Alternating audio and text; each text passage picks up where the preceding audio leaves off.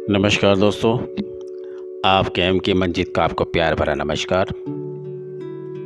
आज विशेष रूप के आपके सामने आया हूँ और एक ऐसे माहौल और एक ऐसे पर्व पर जिसकी ज़रूरत हर एक उस इंसान के जीवन में बहुत महत्व रखती है। आज गुरु पूर्णिमा है। गुरु पूर्णिमा के दिन हम अपने अपने गुरुओं को आराध्य के जैसे पूजते हैं और उनकी पूजा और मान सम्मान देते हैं, क्योंकि उसके कारण आपके जीवन में उजाला, प्रकाश, कीर्ति, शक्ति, यश, वैभव, धन, संपदा, पारस्परिक जीवन, सांसारिक जीवन में जो हमको सुखों का समावेश मिला, ये गुरुओं की कृपा से ही मिला। धर्म और इतिहास को उठाकर हम देखते हैं तो हमारा इतिहास 5 लाख साल पुराना है। 5 लाख साल गुरु। इन पुराने इतिहासों को अगर पन्ने को पलट के देखें तो अर्जुन को श्री कृष्ण की एक गुरु के रूप में उन्होंने मार्ग प्रशस्त किया था, तब जाके उन्होंने युद्ध को विजय प्राप्त की थी। राजा राम हुए, जब तक श्री राम जब तक अयोध्या में रहे तब तक केवल राम रहे, लेकिन जब उनको वनवास प्राप्त हुआ, वनवास प्राप्त होने के बाद जब वापस लौट के आए, गुरुओं की सेवा का सानिध्य मिला, तब वो राजा राम कहलाए। अशोक सम्राट जिसको कहते हैं, चक्रवर्ती सम्राट। कहते हैं ना, गुरु की जो जान के, पानी पी जो छान के। ये कहावत बिल्कुल सही है। पानी पी जो छान के, गुरु की जो जान के। दोनों तरीके से आप कह सकते हैं कि गुरु की महिमा परंपार होती है। गुरु हम किसको कहते हैं? जीवन में जो आपकी तरक्की के रास्ते को प्रशस्त करे, आपकी समस्याओं का निवारण करे, सही मूलभूत कारण बताए, उन समस्याओं से आपको बाहर निकाले, आपके जीवन का उत्थान और प्रस्थान की तरफ व्यवस्था करे, आपके जीवन में सुख, समृद्धि, यश, वैभव, कीर्ति को समंजस रूप से बना के देता रहे। ये जो आज की डेट के गुरु है ना, कलयुग में, घोर कलयुग में, ये गुरुओं की बात नहीं कर रहा हूँ। और गुरु का स्थान विशिष्ट होता है। उनका स्थान एक निश्चित रूप से पहले से ही मार्ग प्रशस्त होता है। क्यों होता है? वो चिन्हित होता है। चिन्हित बोलना ज़्यादा उचित रहेगा कि ईश्वर के पहले जिन किसी की भी पूजा करते हैं, चाहे किसी भी देवी देवताओं की पूजा करते हैं, उन सबसे पहले ही आता है गुरु। जैसे देवों में देव देखते कि जैसे बृहस्पति देव को सबसे पहला देखा जाता है, उसके बाद ईश्वर आराध्य का आता है और उसके बाद माता पिता का। लेकिन इस घोर कलयुग में ईश्वर ने एक करामाती कलाकारी क्या करी थी कि माता पिता को हमारे बीच में, हमारे जीवन में क्यों भेजा? वो गुरु की उपाधि के रूप में भेजा। ईश्वर हर जगह विराजमान नहीं हो सकते, गुरु हर जगह विराजमान नहीं हो सकते, क्योंकि माँ जो संतान को पैदा करती है 9 महीने अपने कोख में रखकर, जो गुण, जो शिक्षा, जो संस्कृति, जो सम्मान, जो संस्कार हम उसकी कोख में उसको मिलते हैं, वो जीवन के परिपूर्ण में जब बाहर जब वो आता है, इस दुनिया में अपनी आंखों को खोलता है, उसके अंग नैन नक्श बनते हैं, अंदर बनते हैं, लेकिन जब बाहरी संसारी दुनिया में आता है तो वो माँ को गुरु के रूप में देखता है, क्योंकि लाने वाली माँ है। तो बच्चे की गुरु कहलाती है माँ।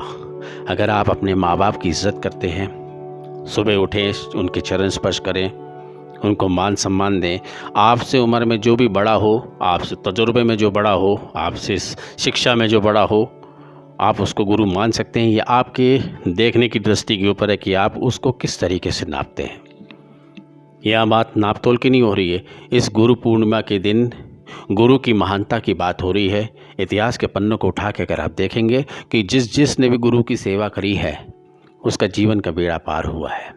कहते हैं कि अगर इंसान सनातनी धर्म में, हिंदू में, अगर किसी भी इंसान के पास अगर गुरु नहीं है, कोई भी एक इंसान के पास, तो उसको मरणोपरांत उसको मुक्ति नहीं मिलती।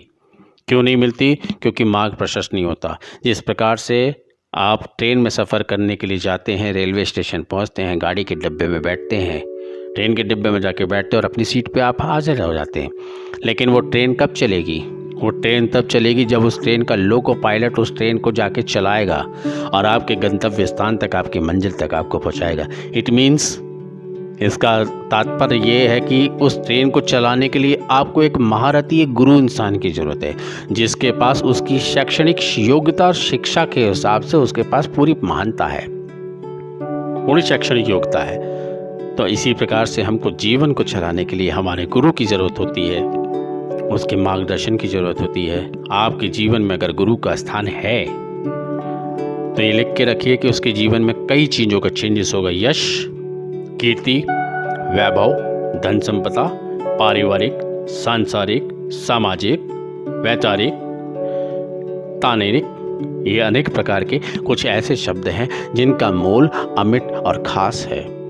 लेकिन आज के समय में हम गुरु की महत्ता को नहीं समझते। लेकिन अगर ये दुनिया अगर बची हुई है तो गुरुओं के प्रताप और उनके ज्ञान से बची हुई है। और वैसे भी अगर इस धरती की बात करें तो ये ऋषि मुनियों की धरती है, ये ऋषि मुनियों का देश है, जिसके अथाह प्रेम और अथाह यज्ञ और साधनों से आज तक हमारा जीवन सुरक्षित और सकुशल है। इस गुरु पर्व पे, इस गुरु दिवस पर आप सभी को दिल से हार्दिक शुभकामनाएं देता हूं।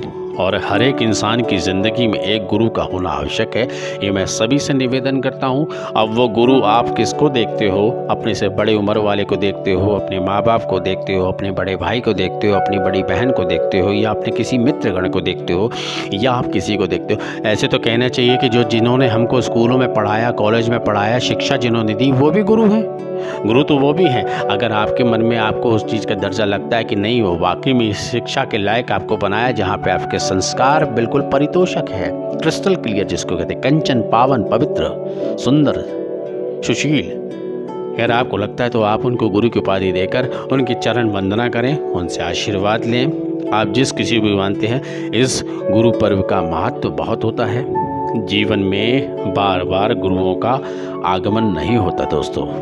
ये जीवन मरण शैया का है, ये आचरण विचरण का दिल समय है। कुछ लोग आते हैं, कुछ लोग चले जाते हैं। जीवन का यही कार्यकाल है, यही काल चक्र है। इसी जीवन में हमको माँ बाप की सेवा, इसी जीवन में हमको गुरुओं की सेवा, इसी जीवन में हमको अपनी पत्नी, बीवी, बच्चों की सेवा, अपने परिवार की सेवा, भाई बहनों की सेवा, तमाम सारी जिम्मेदारियों को पूरा करने का आशीर्वाद हमको केवल गुरु ही दे सकता है।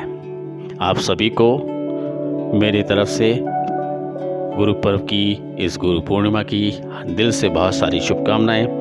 उम्मीद करता हूं कि अगर आपको ये मेरी बातें पसंद आई तो आप इसको अपने शेयर कीजिए, लाइक कीजिए, सब्सक्राइब कीजिए और कमेंट के रूप में अपने विचार ज़रूर डालें कि आप गुरु की महत्ता में क्या आपका अनुदान है।